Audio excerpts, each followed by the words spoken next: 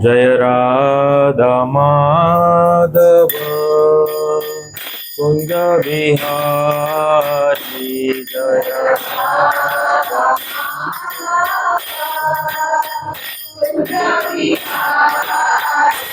जय राधा माधव कुंज बिहारी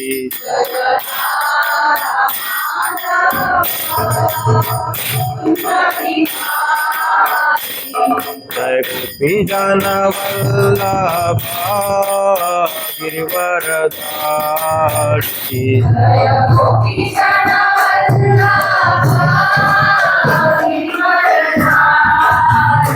जय गोपी जन वल्लभा गिरिवरधारी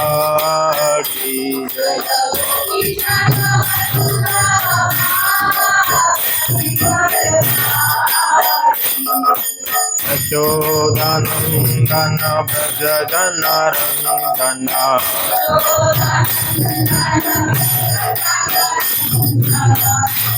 यशोदानन्दन व्रज जनार्दन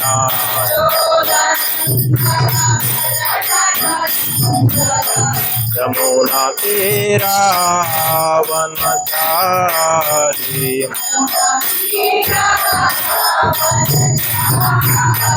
यमुना तीरावनचारी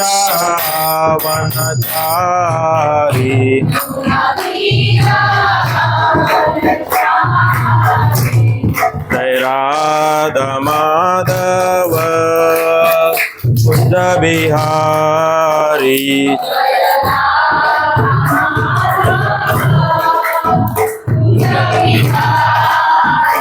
जय राधा माधव कुंज बिहारी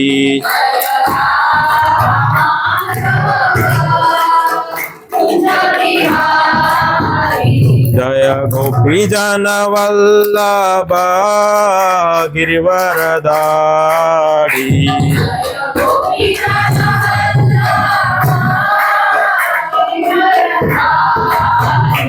जय गोपी जन वल्लभा Girivardhari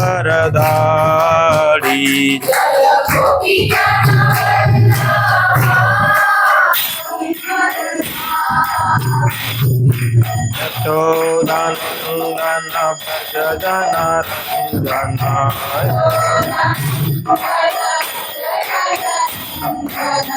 Yashodanandan Vraj Janardan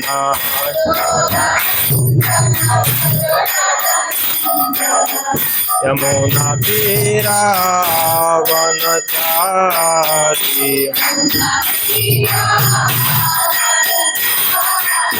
Yamuna तीरावनचारी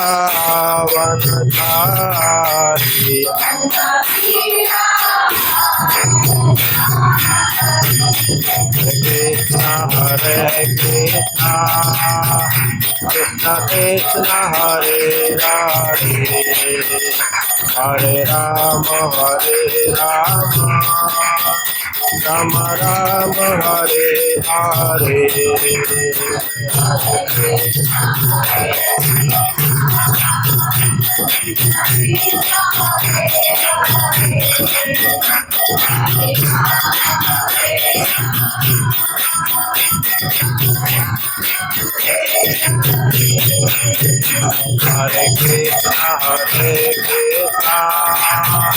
Krishna Krishna Hare Hare Hare Ram Ram Ram Hare Hare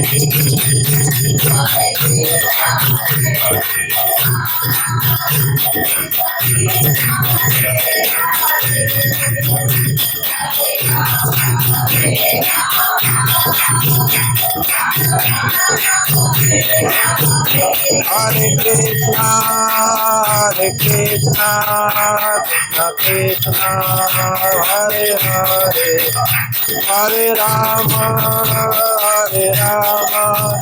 Rama Rama, Hare Hare, Hare Krishna, Krishna Krishna,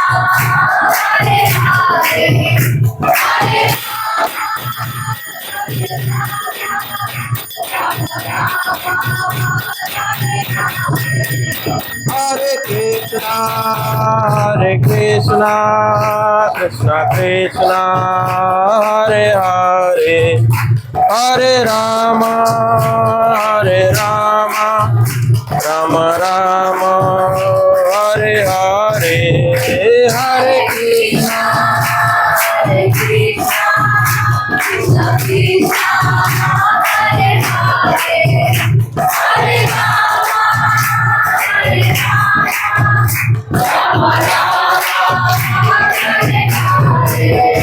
Hare Krishna, Hare Krishna, Krishna Krishna, Hare Hare, Hare Rama, Hare Rama, Rama Rama, Hare Hare.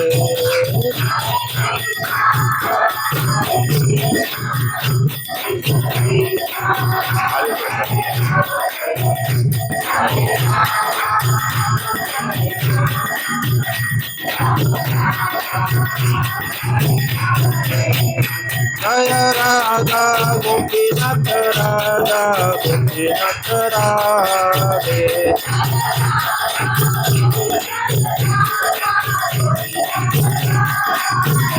Jaya Radha Madan Mohan Radha Madan Mohan Radhe.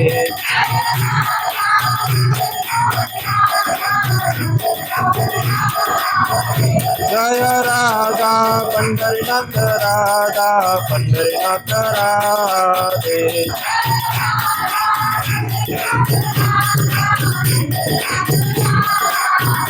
Jaya Gauranitai Gauranitai Gauranitai Jaya Gauranitai.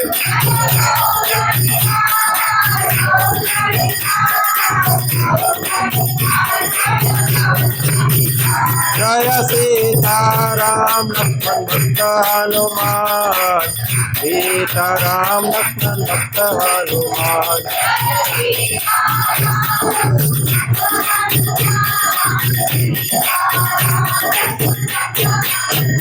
Jaya Jaya Prabhupada Prabhupada Prabhupada Jaya Jaya Prabhupada.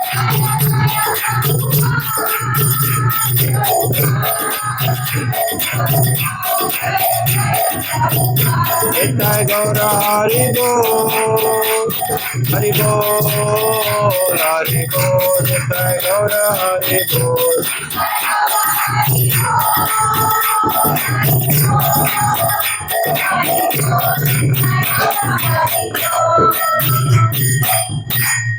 नाम संकीर्तन यज्ञ की जय। कलियुग धर्म हरे कृष्ण महामंत्र की जय। श्रील प्रभुपाद की जय। गौर प्रेमानंदे हरि हरि।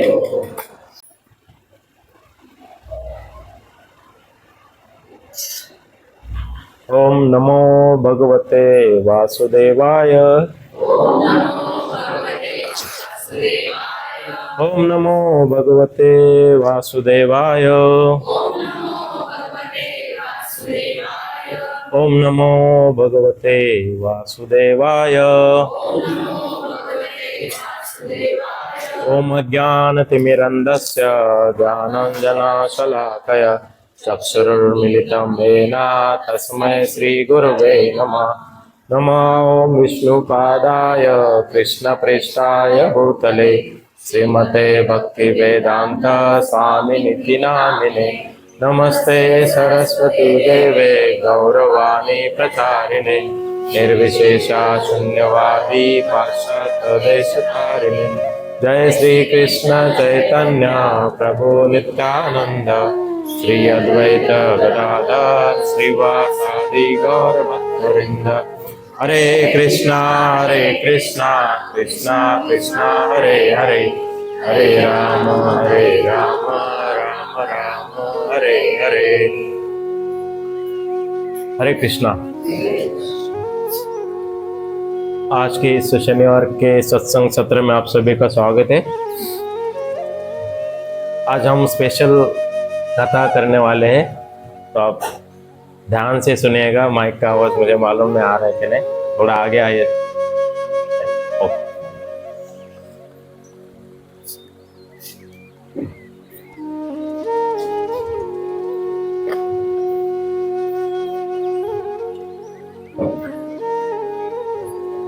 हम हमेशा जब भी फेस्टिवल्स आते हैं, जैसे अभी बलराम जयंती, झूलन यात्रा, बलराम जयंती, फिर कृष्णाष्टमी, राधाष्टमी, शिला प्रभुपाद अपीयरेंस डे, और अभी लॉर्ड गणेश का भी फेस्टिवल हुआ, जैसे लॉर्ड गणेश चतुर्थी हम मनाते हैं। तो ये क्लास मुझे गणेश चतुर्थी के दिन लेना चाहिए था, लेकिन उस समय हमारा क्लास हुआ नहीं, तो हम कीर्तन कर रहे थे भक्तों के घर में, और दूसरे शनिवार को ये मालूम नहीं था कितने भक्त आएंगे। तो अभी शनिवार को हम लॉर्ड गणेश जी के ऊपर कथा सुनेंगे।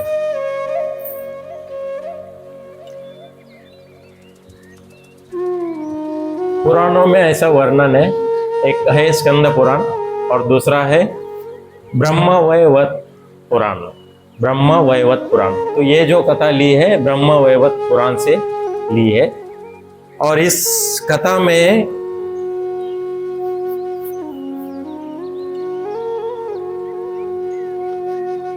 ये जो कथा है, जैसे कि आप कहेंगे कि ऐसा नहीं था ऐसा था, तो उस प्रश्न में हम नेक्स्ट इसमें जाएंगे।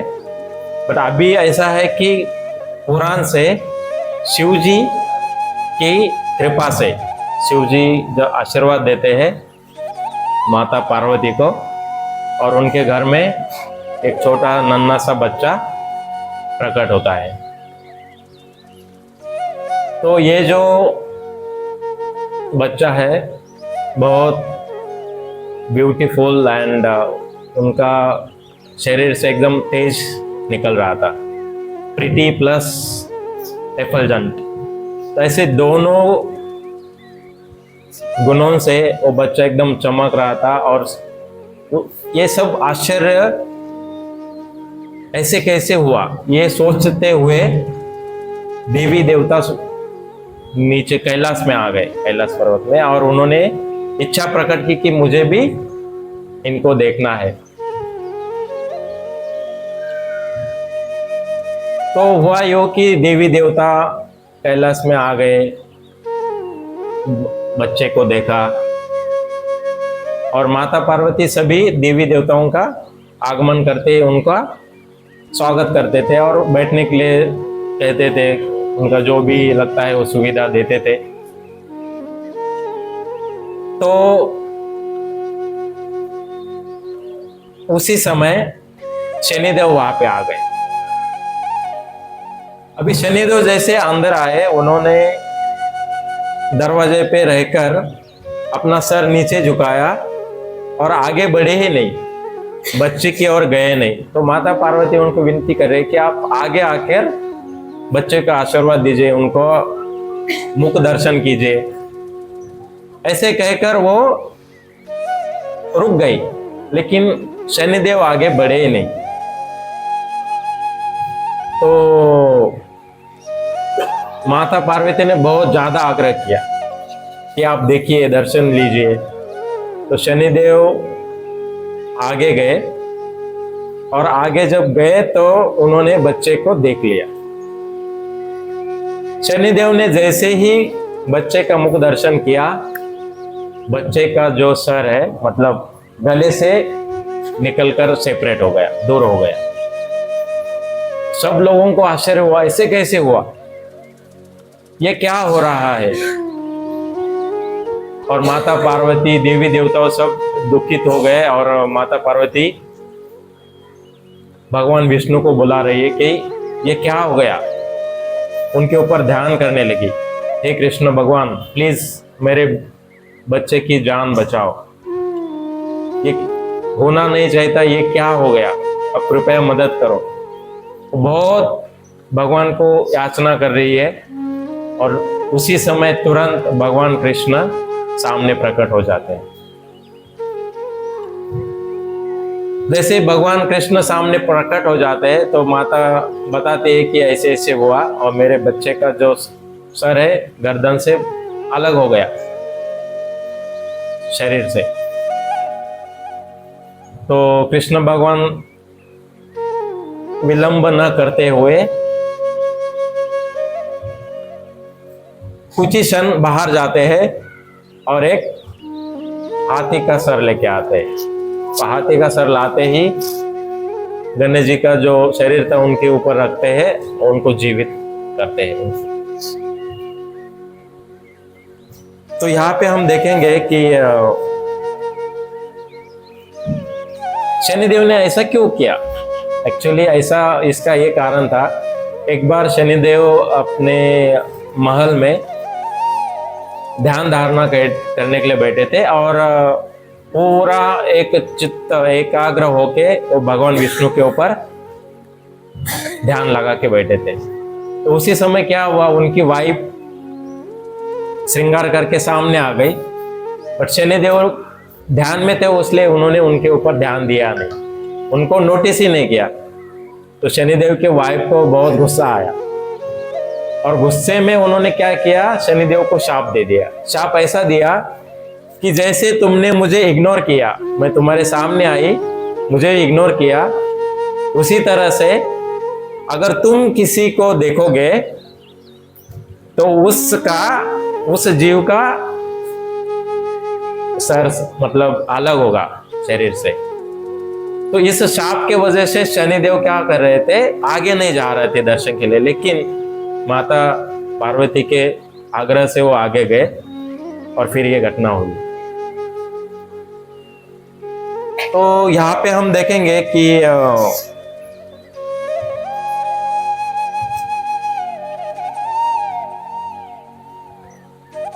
जब ये बच्चा और कोई नहीं है, लॉर्ड गणेश जी थे।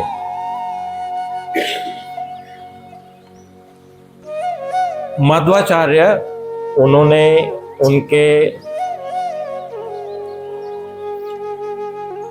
मुंडक उपनिषद से इस कथा को दोबारा हमारे सामने प्रकट किया है। तो कथा का वर्णन ऐसा है, अभी ये एलिफेंट का जो शहर था वो देखिए उसके पीछे क्या कथा है। एक बार ऐसे हुआ कि दुर्वासा मुनि प्रसन्न थे, तो सोचा कि चलो विष्णु का दर्शन कर लेते हैं।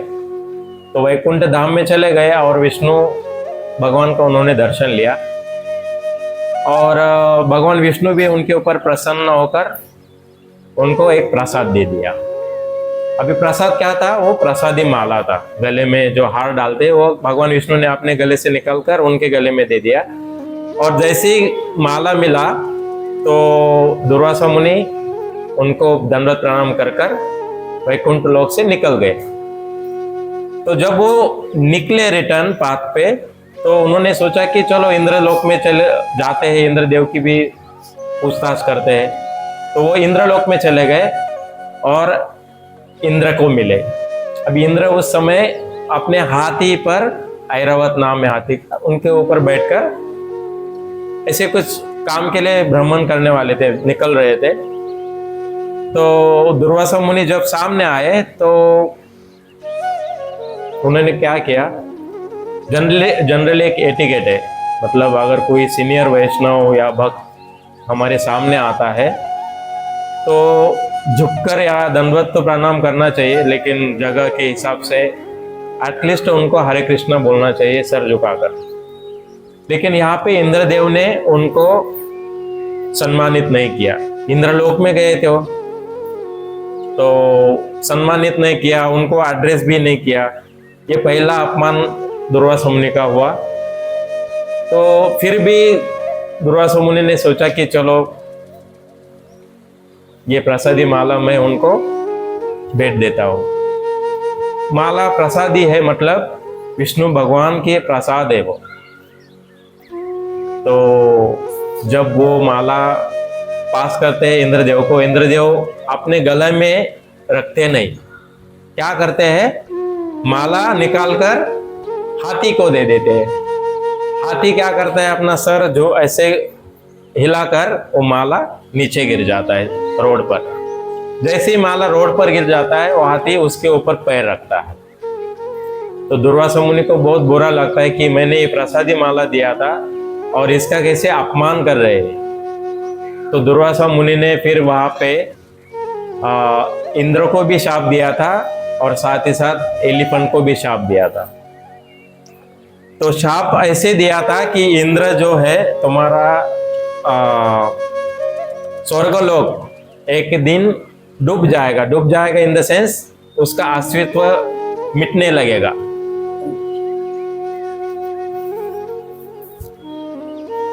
धन्यवाद। तो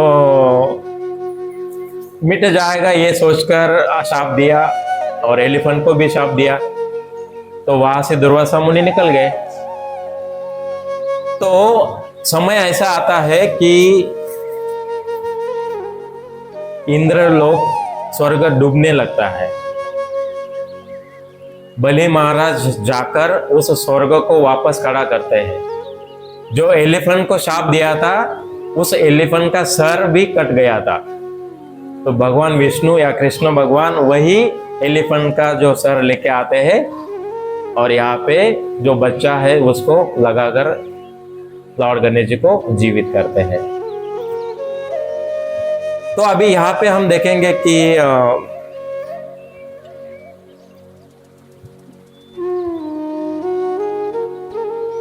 इंद्रलोक वापस ऐसे आता है कि जब समुद्र मंथन होता है तो इंद्रदेव को वापस शक्ति मिलती है क्योंकि अमृत पीते हैं और उसी शक्ति से वापस स्वर्ग खड़ा हो जाता है और इंद्र को स्वर्ग मिलता है। वो लंबी कहानी है, हम सुने हैं एक बार। वहां पे गणेश जी मतलब लॉर्ड गणेश को भगवान कृष्ण आशीर्वाद देते हैं क्योंकि गणेश जी अपना जो सोंड है उसको भगवान विष्णु के दोनों चरण पर रखकर प्रणाम कर रहे हैं और उस प्रणाम में भगवान विष्णु गणेश जी को आशीर्वाद देते हैं और वो आशीर्वाद ये होता है कि आप तीन लोकों में जितने भी विघ्न आएंगे उस विघ्नों को आप दूर करोगे। तो ऐसा ये जब आशीर्वाद देते हैं इसलिए उनका नाम क्या है, विघ्नहर्ता। तो जब उनको ये आशीर्वाद मिलता है और उनको उसी समय उनका नाम संस्कार हो जाता है यानी नेमिंग सेरेमनी, उसमें भगवान विष्णु कृष्ण भगवान गणेश जी को 8 नाम देते हैं। पहला नाम है विघ्नेशा, जो विघ्न दूर करने वाला विघ्नेशा। दूसरा है गणेश। तीसरा है हेरंबा। तो हेरंबा जो है उसी कथा में जहां भगवान विष्णु पार्वती माता के महल में घुसना चाहते थे और फिर गणेश जी उधर भी विष्णु को शंकर भगवान को रोकते हैं, वो कथा अलग है इसलिए उनका नाम हेरंबा भी रखा था।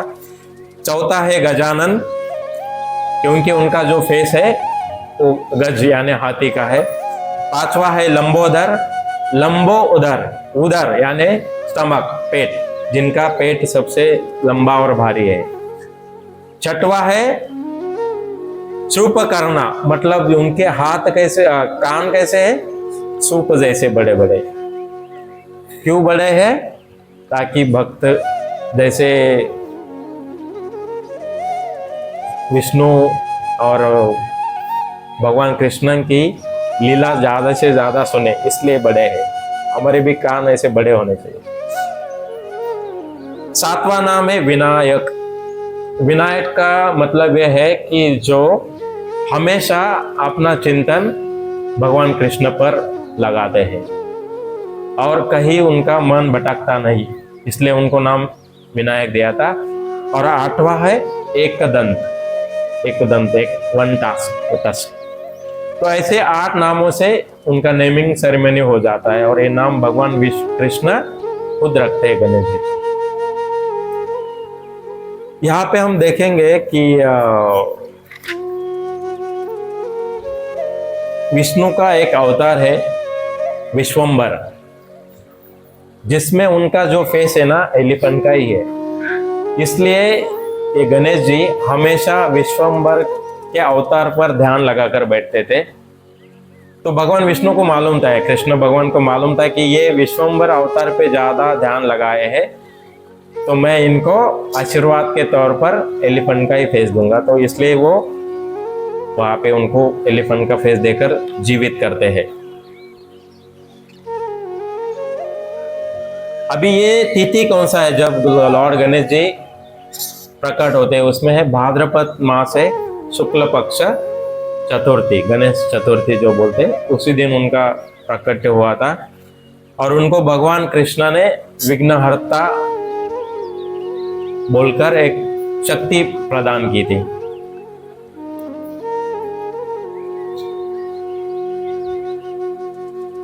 तथा यहाँ से दूसरी और मतलब यहाँ से हम देखेंगे कि गणेश चतुर्थी के दिन हमें इसकी बाद वाली कथा सुननी चाहिए कंपलसरी। वो क्यों, हम कथा में देखेंगे।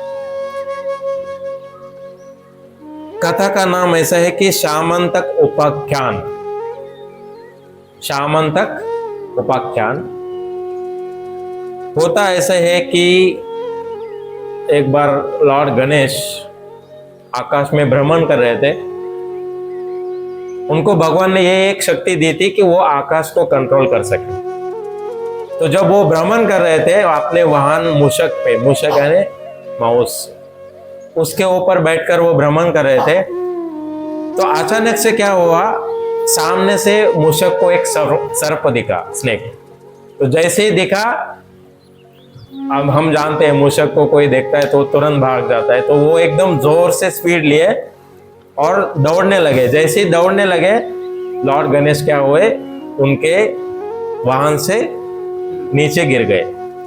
तो लॉर्ड गणेश जी अपने आप को उठाकर ठीक कर रहे थे, खड़े हो रहे थे, तभी ऊपर से चंद्रमा, चांद जो है आस पड़े।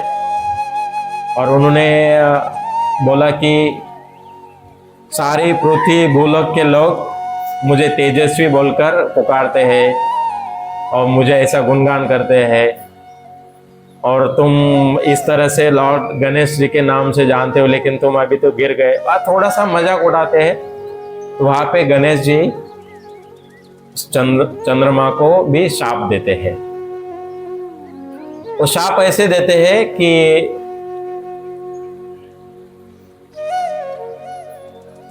जिस दिन, मतलब ये गणेश चतुर्थी के दिन, जो जीव तुम्हें देखेगा, चांद को देखेगा, उस जीव का नाम खराब होगा, उसकी परिस्थिति आने बिगड़ जाएगी, हेल्थ प्रॉब्लम आएंगे, ऐसे चांद के बारे में बोल देता है।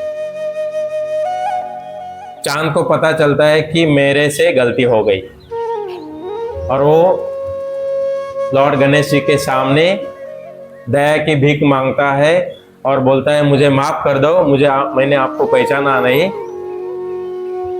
तो लॉर्ड गणेश जी वहां पे उनको माफ कर देते हैं और रिटर्न में एक आशीर्वाद भी देते हैं। आशीर्वाद क्या है? जो भक्त गणेश चतुर्थी के दिन ये शामंतक उपाख्यान का कथा सुनेगा, उस भक्त को कभी भी पीड़ा नहीं होगी, कभी भी हंगर नहीं होगा, कभी भी वो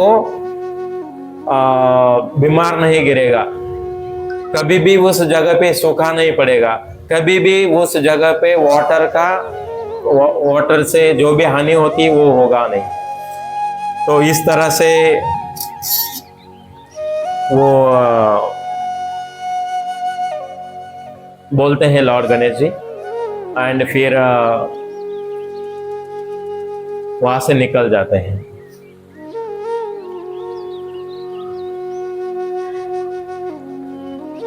तो ये जब कथा हो रही थी, दूसरी ओर द्वारका में सत्रजित नाम का एक राजा था। राजा एक ग्रेट पर्सनालिटी था, राजा नहीं था, क्योंकि द्वारका का उस समय राजा था उग्रसेन, और भगवान कृष्ण भी वहां पे रहते थे। शास्त्र में वर्णन है कि भगवान कृष्ण वृंदावन में 11 साल, मथुरा में 18 से 19 साल, तो ऑलमोस्ट कितना हुआ, 30, अराउंड 30, और 95 के आसपास वो द्वारका में रह चुके हैं। तो ये जो सत्रजित था द्वारका में रहता था और सूर्य नारायण सूर्यदेव की बहुत भक्ति करता था, पूजा अर्चना डेली पूजा करता था। सूर्यदेव उससे बहुत प्रसन्न हुए थे, क्योंकि वो एक भी दिन ऐसे चुकता नहीं था कि सूर्य नारायण की पूजा ना करे। भक्ति भाव से, प्रेम भाव से जितना हो सकता है वो सूर्यदेव सूर्य नारायण की पूजा करता था, और सूर्य नारायण भी उसकी पूजा से बहुत प्रसन्न थे। इतने प्रसन्न थे कि वो कुछ क्षण के लिए ऊपर से नीचे आते थे द्वारका में, उसके घर के सामने उसको दर्शन देने के लिए। तो ये सूर्य नारायण को एक दिन ऐसा होता है कि सत्रजित पूजा करता है, प्रार्थना चालू हो जाती है, और सामने सत्रजित के सामने सूर्य नारायण प्रकट हो जाते हैं। जैसे ही प्रकट हो जाते हैं तो उनके गले में एक मणि था, उसका नाम है श्यामंतक। ये जो मणि है बहुत ही तेजस्वी था, उससे इतना प्रकाश आता था जैसे मानो कि जो सूर्य का जो अभी प्रकाश आता है 12-1 बजे का, हम अगर 2 सेकंड भी उनकी तरफ देखें तो हमें क्या होता है, ब्लैकआउट हो जाता है जब उस हम बाकी जगह देखते हैं। तो इतना तेजस्वी प्रकाश उनके मणि से निकल रहा था, तो सत्रजित उनको पहचान नहीं पाया।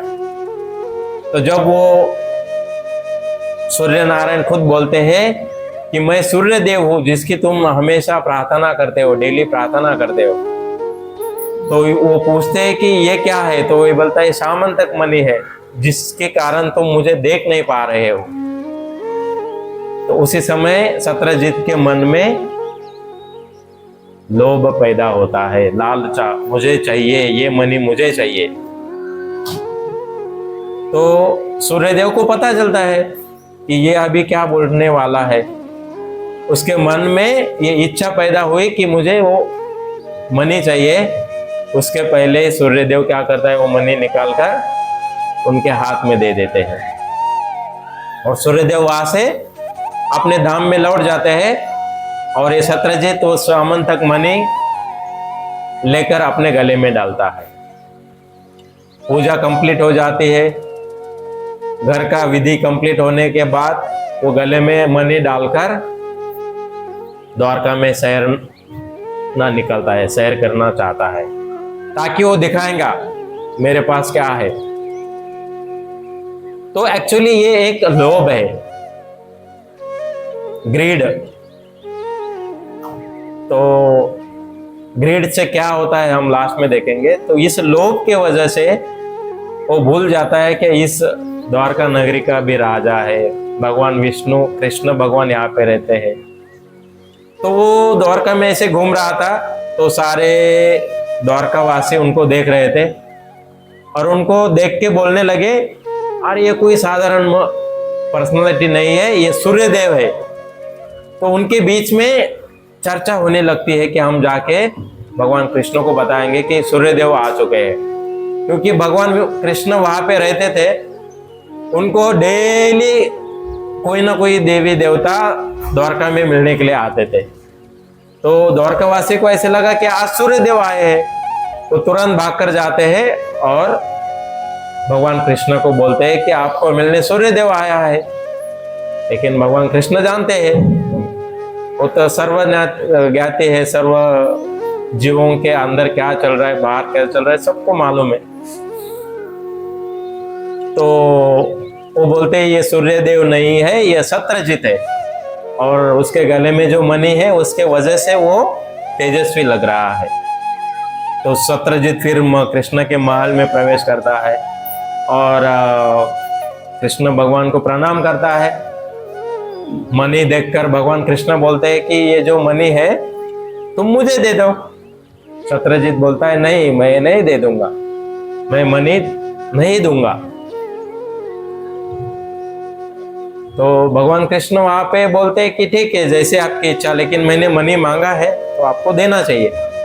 सत्रजित ना देते हुए अपने घर लौट जाता है। जैसे ही वो घर लौट जाता है, दूसरा दिन आता है। सत्रजित का एक भाई रहता है प्रसन्नजित। ये जो भाई क्या करता है, वो मणि अपने गले में डालता है और जंगल में निकलता है शिकार के लिए। अभी ये सामंतक मणि जो है ये कोई साधारण मणि नहीं है। जैसे हम भगवान को घर में रखते हैं तो उस घर का जो एरिया है, एटलीस्ट उस मंदिर के आजू बाजू वाला, वो हम एकदम स्वच्छ क्लीन रखते हैं। तो वहां पे भी एक नियम है कि ये सामंतक मणि जहां जाएगा वहां पे बहुत स्वच्छता, सूची होनी चाहिए, क्लीनलीनेस होना चाहिए। बट ये प्रसन्नजीत कहाँ जा रहा है? जंगल में।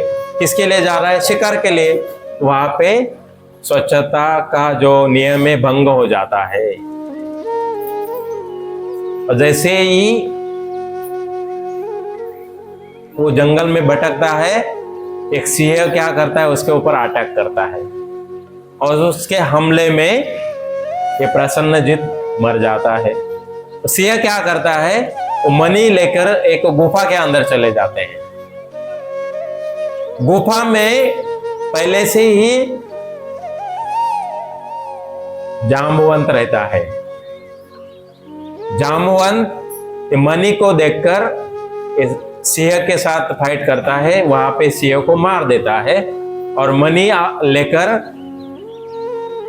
थोड़ा अंदर चले जाते हैं और अपने बच्चों के हाथ में देते हैं। तो वहां पे उनका एक बेटा रहता है, वो उस मणि के साथ खेलता रहता है। उनकी एक बेटी भी रहती है।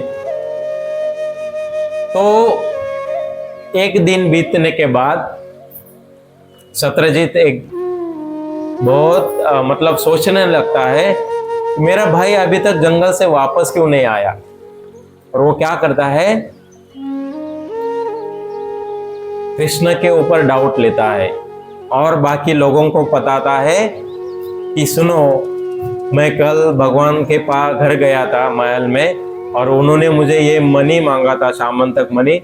मैंने देने से इनकार किया और अब आप भी देखो उन्होंने क्या किया। मेरा भाई जंगल में गया, उन्होंने देखा वो अकेला है, तो उन्होंने, भगवान कृष्ण ने जंगल में जाकर उनको मारा और मणि ले लिया। क्योंकि मणि मैंने दिया नहीं, इसलिए उन्होंने इस तरह से मणि लिया,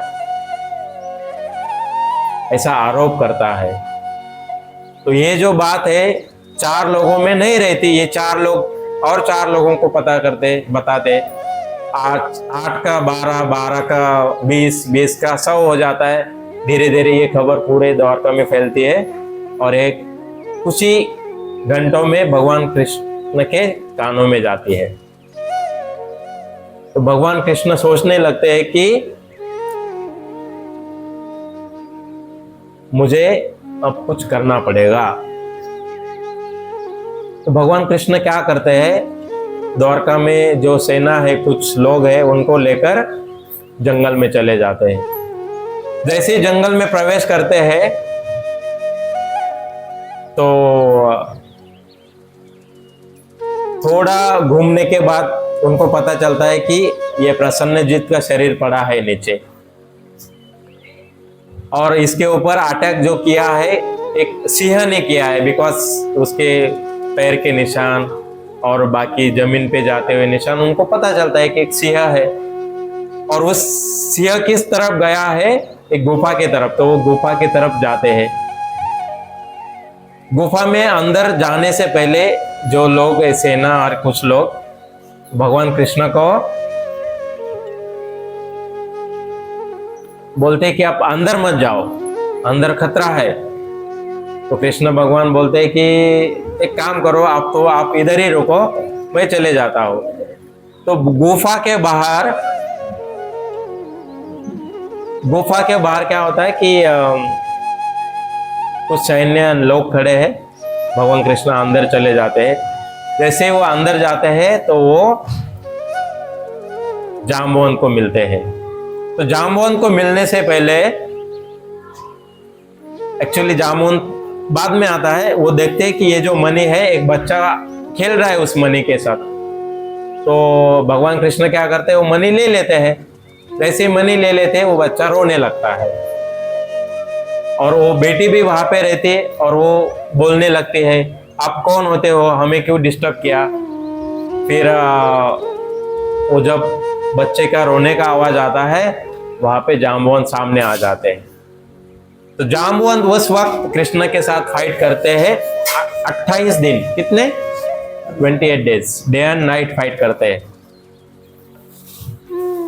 एक दूसरे के ऊपर मारते रहते हैं। देखिए, जाम्बवंत आया था त्रेता युग में रामचंद्र प्रभु जी को मदद करने के लिए, और वो द्वापर युग में भी है। मतलब जाम्बवंत उस वक्त था, उस अभी भी है। तो कितने साल बीत गए, फिर भी वो कितना शक्तिवान है कि 28 दिन भगवान कृष्ण के साथ फाइट किया। तो भगवान कृष्ण बोलते अभी बहुत हो गया, मैं इनका जो स्वामी है उनके अवतार में आता हूं। तो भगवान कृष्ण रामचंद्र प्रभु जी का अवतार में आते हैं, और जैसे ही प्रकट होते हैं तो जाम्बवंत उनको दंडवत प्रणाम, अष्टांग दंड प्रणाम करते हैं और बोलते हैं, स्वामी आप हो, मैंने आपको पहचाना नहीं, गलती हो गया। फिर रामचंद्र प्रभु जाम्बवंत को गले लगाते हैं, और जाम्बवंत प्रभु को समझ में आता है मेरे स्वामी है, दूसरे और कोई नहीं। तो फिर वो क्या करते हैं, वो जो सामंतक मणि था उनके हाथ में देते हैं भगवान कृष्ण। जाने से पहले जाम्बवंत बोलता है, रुको, मैं मणि तो दे रहा हूं, लेकिन मेरी पुत्री जिसका नाम था जाम्बवंती, उसको भी मैं आपको देता हूं, आपकी वो पत्नी बनेगी, वाइफ बनेगी। तो वो जाम्बवंती को कृष्ण भगवान को सौंपते हैं। फिर कृष्ण भगवान सामंतक मणि जाम्बवंती को लेकर निकलते हैं। बहुत समय कटता है, बाहर जो लोग खड़े रहते हैं वो पता करते हैं कि अरे इतना दिन हो गया अभी तक कृष्ण भगवान बाहर न आए, इसका मतलब कृष्ण भी मर गए क्या अंदर। मतलब वो सोचने लगते हैं, उनका बीच में बात करते हैं कि अरे कृष्ण भी बाहर नहीं आए, कुछ तो प्रॉब्लम है। वो क्या करते हैं, वो गुफा छोड़कर द्वारका में रिटर्न आते हैं।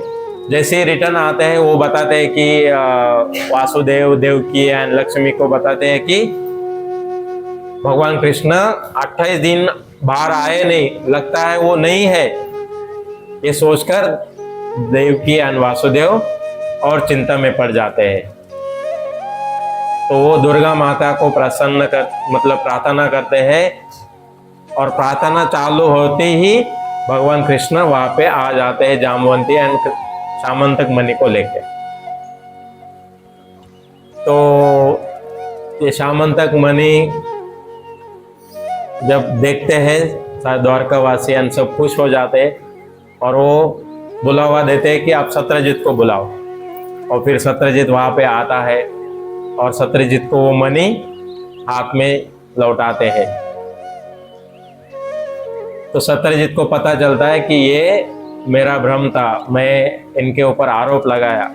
सत्यजित वहां पे भगवान कृष्ण को माफी मांगते हैं, और प्रार्थना करते हैं कि मैं दोबारा ऐसा नहीं करूंगा, मुझे माफ कर दो। तो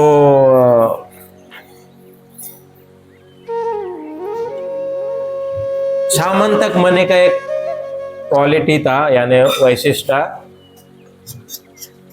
सामंतक मणि से डेली 170 पाउंड गोल्ड निर्माण होता था, सोना डेली 170 पाउंड। और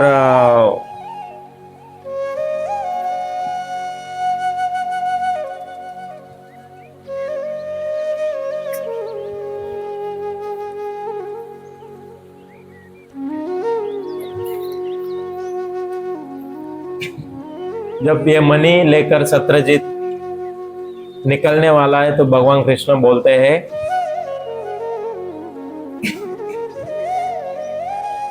सूर्य नारायण जो है वो मेरा ही अवतार है, अंश अवतार। उन्होंने आपको ये मणि दिया था, और वही मणि मैं आपसे वापस मांग रहा हूं, बट आपने मुझे देने को मना किया।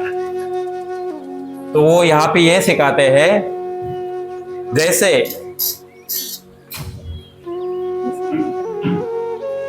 अगर किसी बच्चा हमारी महत्वपूर्ण चीज लेता है, जैसे मोबाइल है या कुछ करेंसी नोट वगैरह है, कुछ वैल्यूएबल चीज अगर लेता है तो हम क्या करते हैं, उसको चॉकलेट देते हैं या बिस्किट देते हैं।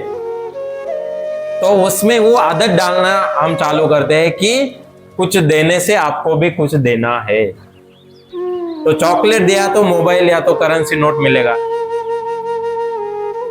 इस भाव से कृष्ण भगवान बोलते हैं कि हे सत्यजित, मैंने भी मनी उसी भाव से दिया था कि आपके अंदर एक ग्रीडी, एक दुर्गुण है, लोभ का दुर्गुण है, वो निकालने के लिए मैंने ये सारी लीला रचाई थी, लेकिन आप उसमें फेल हो गए। आपको क्या करना था, वो मनी मुझे देना चाहिए था, लेकिन आपने दिया नहीं। तो फिर आगे का लीला मैंने बनाया, जो भाई आपका जंगल में गया, फिर फाइट हुआ, फिर मनी मैंने लाया। तो इसके पीछे ये दो कारण है। एक तो उनके अंदर का जो दुर्गुण है वो निकालने का, और दूसरा देने का हैबिट, देने का स्वभाव बनाने का। मतलब हम बहुत लेते हैं, बट दिया भी करो। देने से हमारे पास वो 10 गुना वापस आता है। अब ट्राई करके देखो, भगवान के दान पेटी में अभी खारघर मंदिर जाओ या चौपाटी, जहाँ पे भी 100 रुपए डालो, 1000 रुपए डालो, कुछ ही दिनों में, महीनों में ये पैसा आपके पास डबल होकर आएगा। भगवान कृष्ण सुध बोलते हैं, क्योंकि भगवान कृष्ण वो कौन है, रमापति है। रमा मतलब कौन, लक्ष्मी, लक्ष्मीपति है। जिनका पास ऑलरेडी लक्ष्मी है, सारे सृष्टि के निर्माण एंड संभालने वाले, लक्ष्मी भी उनसे ही आया है, वही हम वापस कर रहे। तो भगवान इसमें बोल रहे हैं कि जब आप देने के इच्छा से आओगे तो आपका मन शुद्धिकरण होने लगेगा, और देने के भाव से आप आओगे, आपके अंदर का जो ग्रीड है, लोभ है, वो निकलने जाएगा। और इसका एक आप देखेंगे, जब आदमी लोभ में पड़ जाता है, ग्रीड में पड़ जाता है, वो अपना स्मृति यानी बुद्धि उसका भ्रमित हो जाता है, भ्रष्ट हो जाता है। क्योंकि जब लोभ लगता है तो हमें वो मिला नहीं तो क्रोध आता है। क्रोध में क्या हो जाता है, हम अपना बुद्धि खो बैठते हैं। बुद्धि खो बैठते हैं मतलब हमारा स्मरण शक्ति भ्रमित हो जाता है। गीता में एक श्लोक है बहुत अच्छा, इसका लास्ट वर्ड है स्मृति विभ्रमा, मतलब स्मृति भंग, नष्ट होना। तो यहां पे हम देखेंगे कि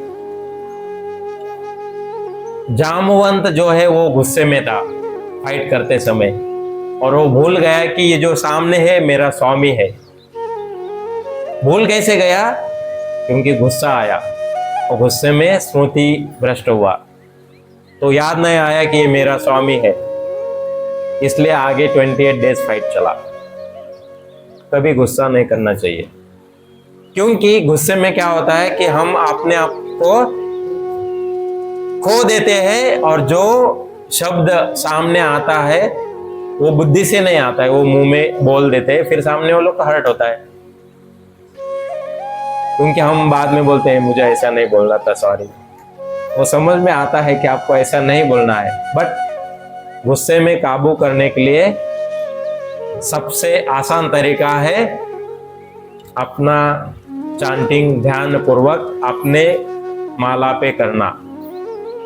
एक बार हम सब उस महामंत्र का उच्चारण करेंगे, हरे कृष्णा कृष्णा कृष्णा हरे हरे, हरे राम राम राम हरे हरे।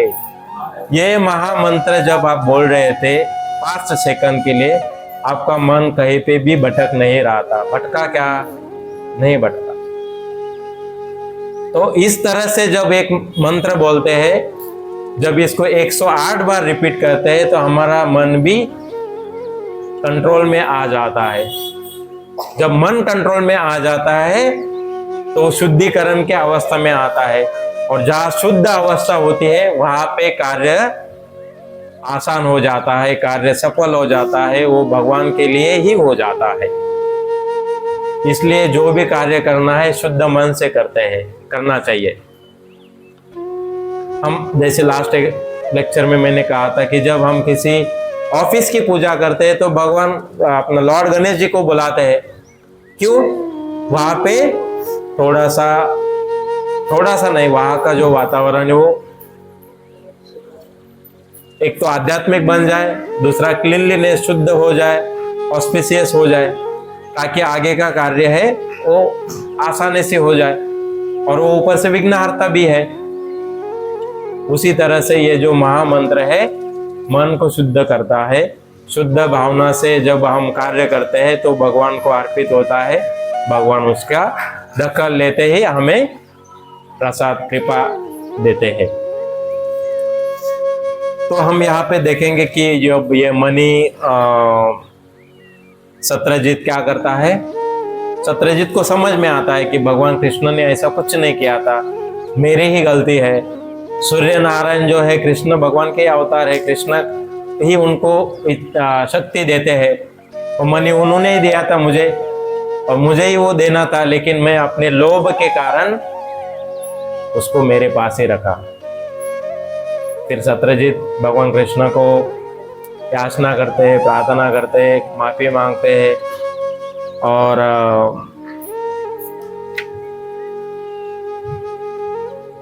भगवान कृष्ण यहाँ पे बोलते हैं कि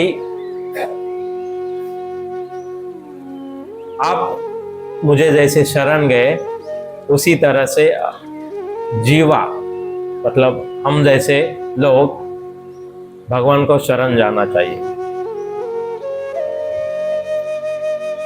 तो भगवान एक श्लोक में बोलते हैं, मन मना बद्ध भक्तो मध्याजी माम नमस्करो, मुझ में मन लगाओ, मेरी भक्ति करो, मेरे आश्रय में आ जाओ, मेरी पूजा करो, मेरे शरण में आ जाओ, मुझे नमस्कार करो। तो ऐसे में क्या होगा? माम एव वैश्यासी सत्यम ते प्रतिजानो प्रियसी में। इसमें ऐसे बोलते हैं कि तुम ये करने से मेरे धाम में, मेरे चेतना में तुम स्थापित हो जाओगे, और यही मुझे सबसे प्रिय है। ऐसे वो भक्तों को भगवत गीता में बोल रहे हैं, मतलब अर्जुन को बोल रहे हैं, लेकिन हमें वो अपने जीवन में उतारना है। तो यहाँ पे हम 2 या 3 पॉइंट सीखे हैं। एक तो थिंक ऑफ गिविंग हैबिट, मतलब देने की भावना अपने अंदर रखो। जब आप देंगे आपको रिटर्न में आ जाएगा, क्योंकि वो आपका भी नहीं है,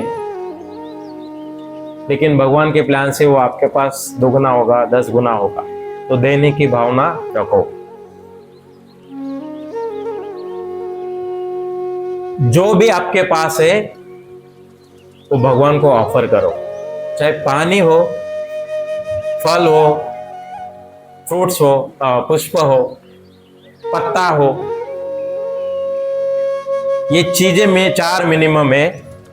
आप बहुत कुछ दे सकते हैं भगवान को। आपके पास जो धन दौलत है, वेल्थ है, प्रॉपर्टी है, देना है मतलब क्या? भगवान ये तुम्हारे लिए है, मैं सिर्फ एक निमित्त मात्र, एक साधन हूं। आप जैसे कहोगे वैसे मैं इस घर में नचाऊंगा, मतलब नाचूंगा भी और नचाऊंगा। नचाऊंगा किसको? भक्तों को घर में बुलाकर सत्संग करूंगा, कीर्तन करूंगा, उनके साथ गाना गाऊंगा, नाचूंगा। तो ये घर आपका है, आप ही मालिक है, मैं सिर्फ इसको देखभाल करने आया हूं। ये दूसरा पॉइंट, क्योंकि यहाँ पे वो सामंतक मणि देना चाहता था, देना चाहिए था, लेकिन दिया नहीं। तो हमें क्या सीखना है? देना चाहिए, दे दो। और भगवान को हमेशा स्मरण में रखो।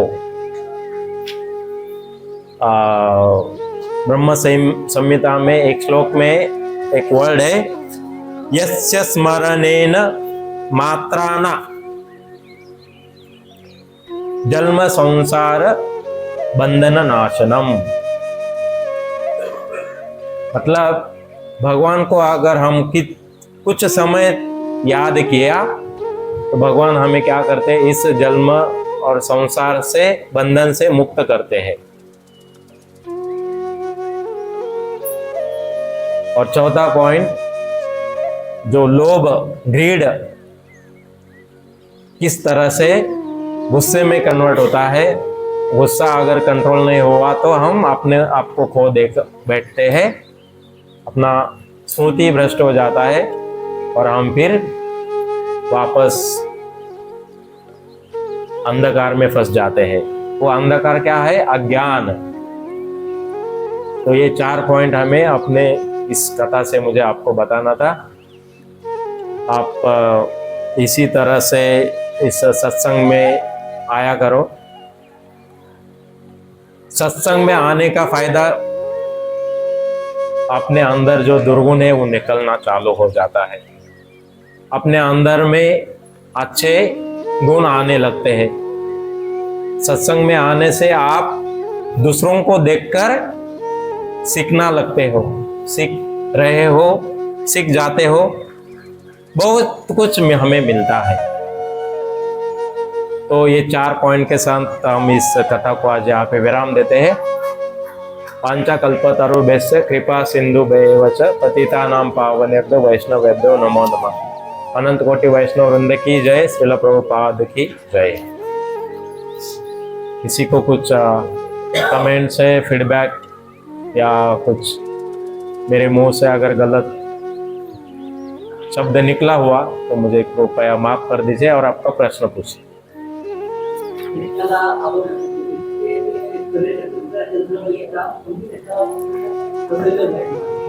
हाँ, तो यहाँ पे भगवान कृष्ण जो है शामंतक उपाख्यान जो है, हाँ, तो भगवान कृष्ण के ऊपर ये क्यों आया था लांछन? लांछन इन द सेंस ये स्थिति, क्योंकि गणेश चतुर्थी के दिन ही उन्होंने चंद्रमा को देखा था।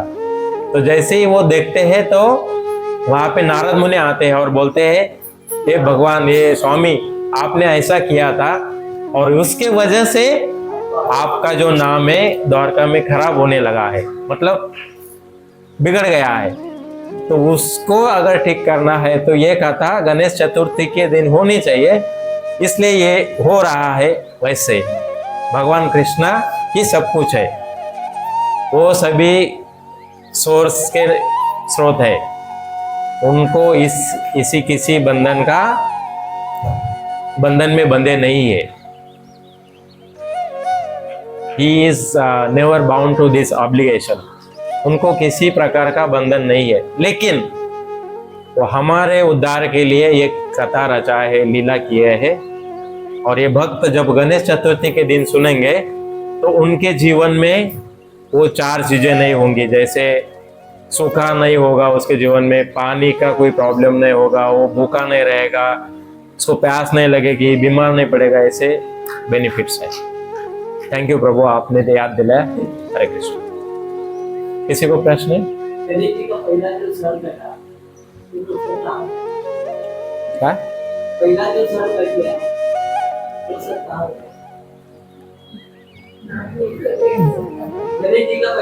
समझा, मैं प्रश्न समझा। वो सर कहाँ गया वो जानकर आप क्या करोगे?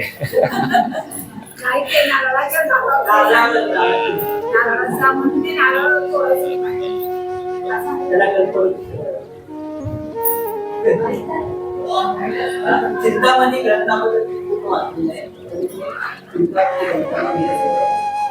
आणि ते गजासूर नावाचा जो राक्षस होता, त्याच्यामध्ये काय होतं, जेव्हा आपण मृगामध्ये जेव्हा अमृत घेतलं, त्यानंतर गजासूर नावाचा राक्षस अमृत पितो, तेव्हा तो अमृत नशेच्या खाली आला, तेवढ्यात शिरजेत ती कथा आहे. ती कथा पण समुद्र मंथनची आपण केलेली आहे याच्या अगोदर.